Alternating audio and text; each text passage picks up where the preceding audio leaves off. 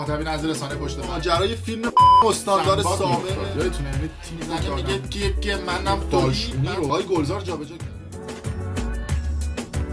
مخاطبین از رسانه پشت پرده سلام، من امین فردین خوشحالم که به همراه تیمم بار دیگه با یک برنامه پشت پرده دیگه با شما هستیم. قطعا توی خبرها دیدید و شنیدید که تنش بین ایران و امریکا به بالاترین درجه خودش رسیده. حتی یه عده میگم ممکنه مثلا امریکا یا اسرائیل به ایران حمله نظامی بکنه. میخوایم بررسی بکنیم که قراره چه اتفاقاتی در روزها و ماهای آینده بیفته با توجه به اینکه امریکا درگیر انتخابات از ترامپ مدام وعده‌های انتخاباتی میده، توییت میکنه، سخنرانی میکنه، ایران رو تهدید میکنه. از اون برم مقام‌های ایرانی جواب ترامپ و مقام‌های امریکایی رو میدن. از طرفی حتی یک خبرنگار اسرائیلی توییتی زده بود و گفته بود که روزهای شنبه و یکشنبه هفته آینده از پایگاه‌های نظامی فاصله بگیرید چرا که ممکنه حملاتی صورت بگیره. همه این اخبار باعث شد که یه مقداری نگرانی‌های مردم بیشتر بشه، اما آقای روحانی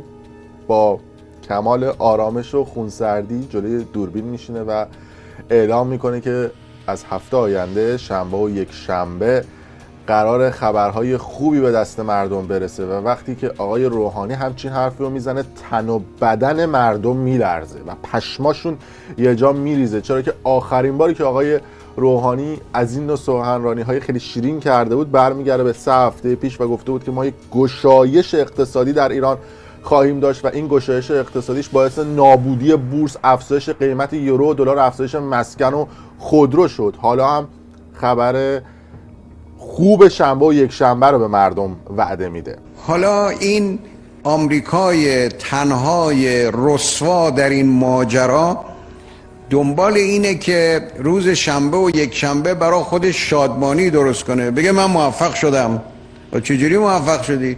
تو که اصلا نتونستی آغاز کنی، تو که نتونستی یه عضو با خودت همراه کنی، تو که نتونستی یک قدم برداری. یک کشور تو دنیا 2-3 تا هستن که اینا چسبیدن به کاخ سفید، این رژیم صهیونیستی هست دیگه. 2 تا کشور کوچولو هم هستن تو این منطقه دیگه، هیچ که دیگه اینا ندارن تو دنیا. اینا جزو اذناب خود آمریکا هستن این چند تا کشور، حالا یکیش هم که یه رژیم نامشروعه. هیچ کس با اینا نیست. بنابراین ملت ما کاملا حواسشون جمع باشه. روز شنبه و یک شنبه روز پیروزی ملت ایرانه، روز شکست مفتضحانه آمریکاست. بعد از این ویدیوی آقای روحانی یعنی باید برید کامنت های مردم رو در زیر پیج هایی که این ویدیو رو منتشر کردن ببینید دیگه. همه میگن یا ابوالفضل یا خدا یا قرآن، پشمامون بدبخت میشیم، معلوم نیست چه اتفاقاتی بیفته و قشنگ اصطلاحاً میخواد به مردم بگه چربش کنید برای شنبه و یک شنبه که قرار خبرهای خوب برسه دستتون. اما نقشه پشت پرده چی هستش و قرار شنبه و یک شنبه چه اتفاقاتی رخ بده؟ داستان از این قرار بوده که ترامپ و دولت مردای امریکایی اعلام کرده بودند که از روز شنبه و یک شنبه تمامی تحریم ها با شدیدترین حد ممکن برگ خواهد گشت به ایران و تحریم های سازمان ملل هم همینطور، چرا که وقتی ایران برجام رو امضا کرد بود یه سری از تحریم ها برداشته شده بود. حالا امریکا میگه که ما میخوایم این تحریم ها رو برگردونیم و ایران زیر بیشترین تحریم ها باشه. خب این حرفا باعث میشه خب طرفداران آقای ترامپ در امریکا خوشحال‌تر بشن و وعده‌هایی که آقای ترامپ داده بود که گفته بود میخوام رئیس جمهور بشم، اون موقعی که وعده داده بود چند سال پیش، دوباره عملی بشه. اما سوالی که پیش میاد این هستش که در حال حاضر ایران تحت شدیدترین تحریم ها قرار داره و فکر میکنم که دیگه بیشتر از این جا نداره تحریم بکنن و فقط اینها وعده های پوچ و خالی. از طرفی همیشه هم گفتم که دود این تحریم ها تو چشم مردم عادی میره. مسئولین که قربونش برن بچه هاشون خارج از کشورن و امریکا و اروپا و گرین کارت دارن، تأثیری براشون آنچنان نداره. قیمتایی هم که بالا پایین میشه برای مردمه نه برای مسئولین، چون مسئولین آنچنان بردن و خوردن و هزار تا کثافت کاری کردن، بعضیاشون نه همشون. طبیعتاً فشارهای تحریم شامل حال اونها نمیشه، شامل حال مردم عادی میشه و تمام این اتفاقات داره به ضرر مردم میشه. اما از اون طرف آقای روحانی وقتی میاد خبر شنبه و یک شنبه رو میده، یک نقشه پشت پرده هستش. نقشه هم کاملا واضح هست. شما شاهد باشید که در روزهای شنبه و یک شنبه و اتفاقا میشه گفت هفته آینده دولت بازار بورس و بازار طلا و یورو دستش بود.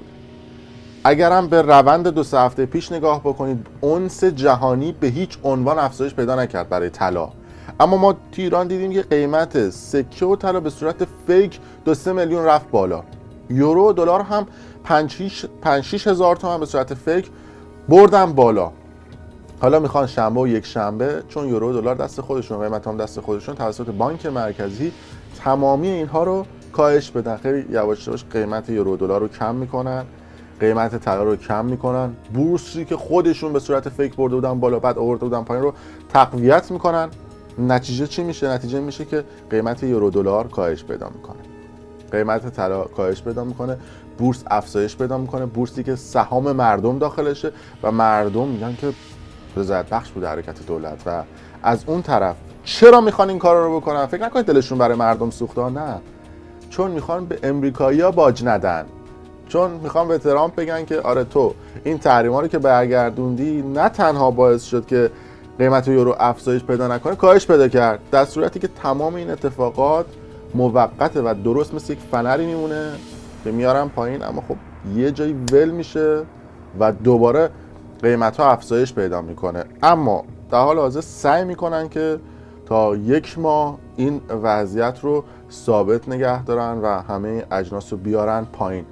از قبل هم سازوکارهاشو فراهم کرده بودن. مثلا در خصوص قیمت خودرو اگر دقت بکنید، دولت که شرکت‌های دولتی زیر نظرش هستن خودرو تولید کرده بود، اما تمامی این خودروها رو دپو کرده و حرفش هم این هستش که مثلا این خودروها فنر ندارن، نمیدونم فرمون ندارن، چراغ راهنما ندارن. از عمد روی خودروها یک سری قطعات رو روش نصب نکردن، به اسم نقص فنی دپو کردن توی انبارها که هر زمانی که بخوان تزریق بکنن توی بازار و قیمت‌ها رو کاهش بدن. چراغی که شما مثال زدی عرض کردم اون پشتش این سوئیچ الکترونیکی داره تو ایران تولید نمیشه. چراغ رو نمیتونیم ببندیم، چراغ داخلی ها داریم حاضره، نمیتونیم چراغ رو ببندیم چون نمیتونیم چراغ رو ببندیم بعد باز کنیم اون سوئیچ رو ببندیم. ماشین قابل تحویل نیست، حتی اگه ما چراغ رو ببندیم ماشین قابل تحویل مشتری نیست. در خصوص طلا و یورو دلار هم همینطوریه.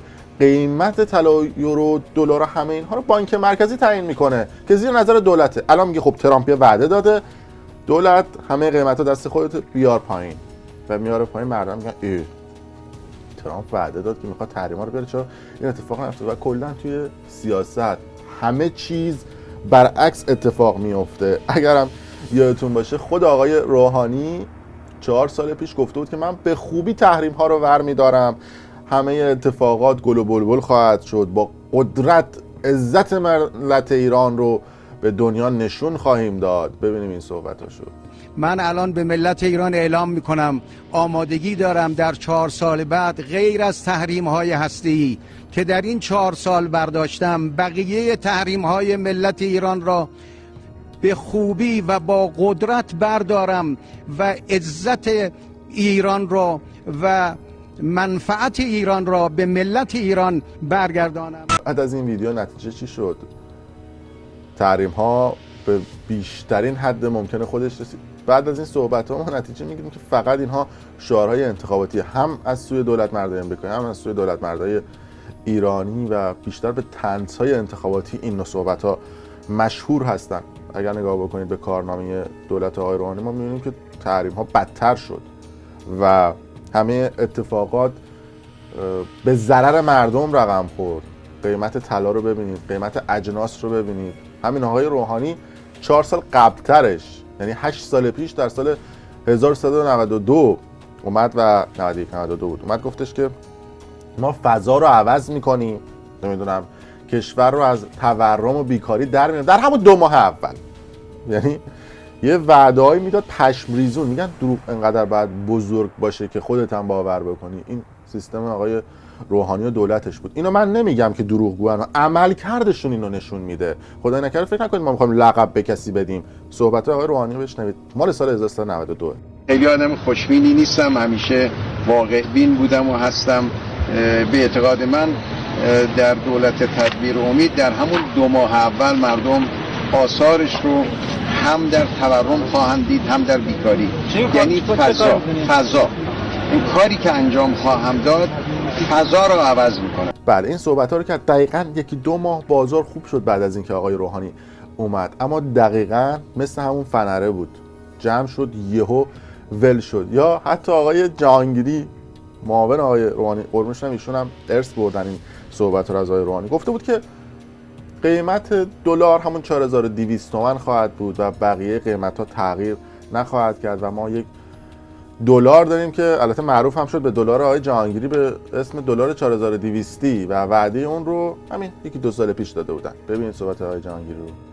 از فردا نرخ ارز کشور 4200 تومان خواهد بود و ما با این عدد و با این رقم ارز به همه نیازهای کشور از طریق بانک مرکزی و صرافی‌ها و بانک‌های تحت کنترل بانک مرکزی ارز خواهیم داد که به فعالان اقتصادی و به کسانی که ارز نیاز دارن ارز تحویل بده. مردم هیچ دغدغه‌ای برای تأمین ارزشون با این نرخ نباید داشته باشن، مراجعه بکنن، حتما در اختیارشون قرار خواهد گرفت.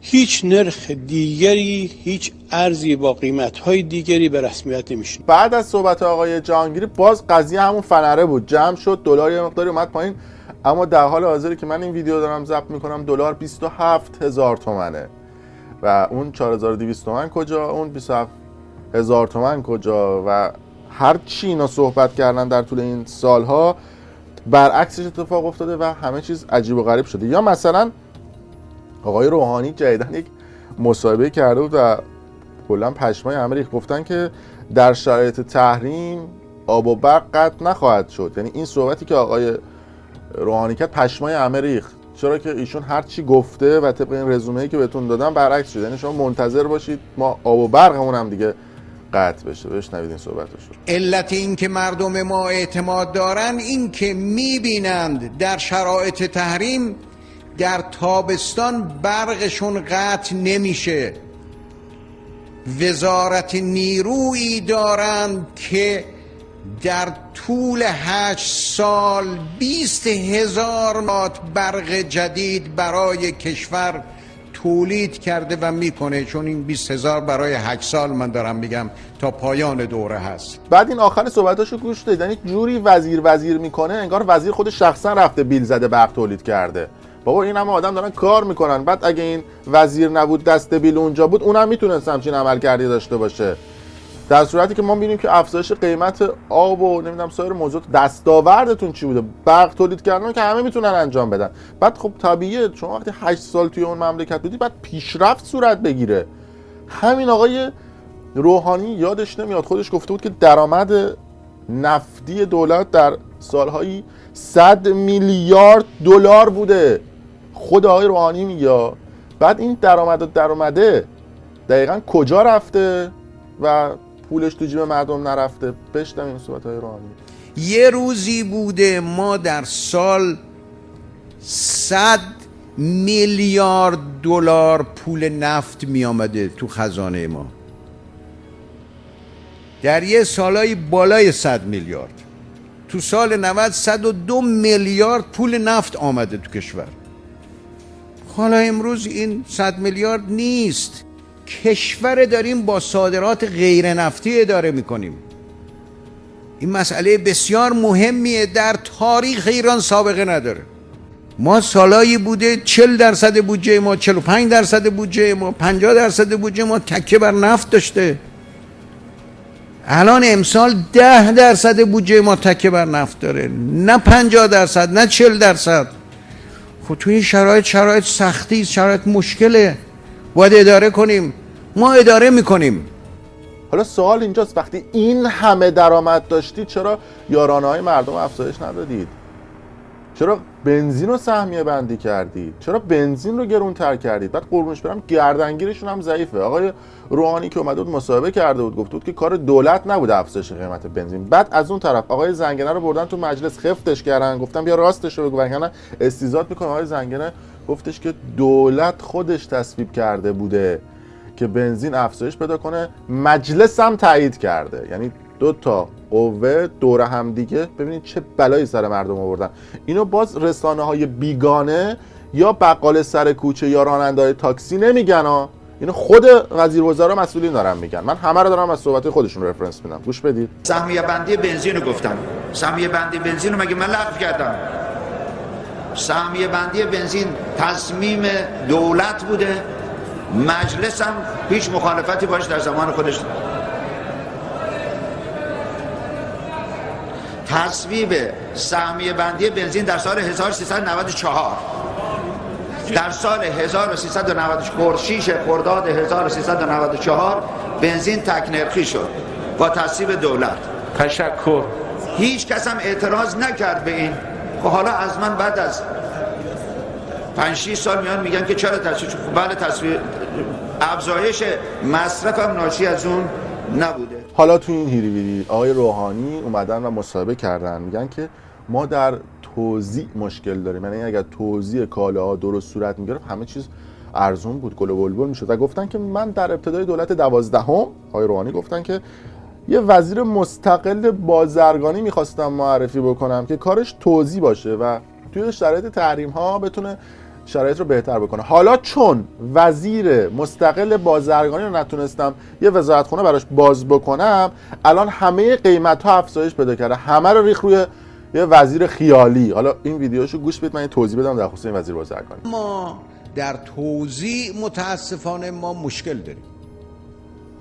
در شرایط تحریم توزیع گاهی وقتا معادل تأمین کالاست.